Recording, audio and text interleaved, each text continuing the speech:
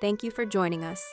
This is our May Revolutionary Reflection, presented by the Key Corner chapter, Daughters of the American Revolution, as part of our America 250 celebration.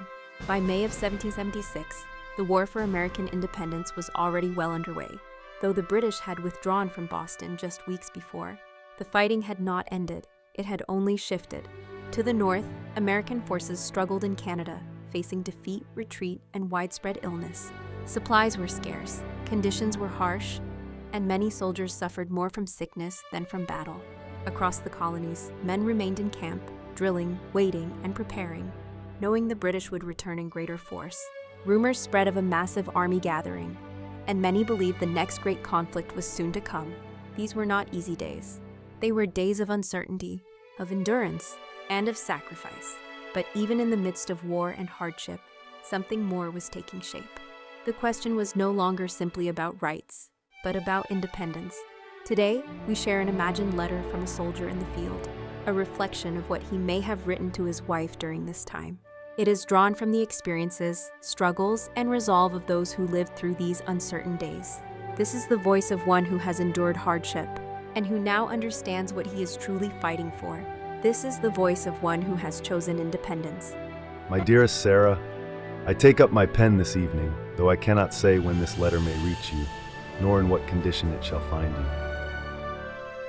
It is now May of this year, 1776, and we remain in service. You will have heard, I trust, that the King's troops have withdrawn from Boston. This gave us great cheer, for it showed that we are not without strength in this cause. Yet the war is far from over. Word comes from the northward that our men have suffered greatly in Canada. The attempt upon Quebec has failed, and many are lost to sickness and hardship. Those who remain are said to be in retreat. Here we are kept in readiness. We drill daily and stand watch, expecting the enemy's return in greater number. It is said they gather in great force and may soon descend upon New York. Our provisions grow short, and many are without proper clothing, though the days grow warm and the nights remain cold. There is much sickness among the men, and it spreads quicker than any enemy we might face. Still, the spirit among us is firm. When first I took up arms, it was in defense of our rights, but now it is for something greater. The word independence is no longer spoken in whispers. It is carried openly among the men, and I count myself among those who believe it must be so. We have endured too much and come too far to return to what we were. I am told that in Virginia they have resolved upon it, and that in Congress the matter is now under earnest debate. If they should declare it, I do believe the men here will stand behind it without hesitation. For myself, I am resolved. We do not suffer these hardships for the sake of redress alone, but that we might live as a free people, governed by our own laws. Whatever may come, I shall remain in this cause with a steady heart, trusting that Providence will see us through.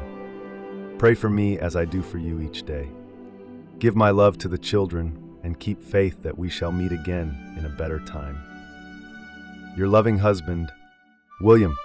Our May Revolutionary reading is the Virginia Resolves, a powerful moment when the idea of independence became a call to action.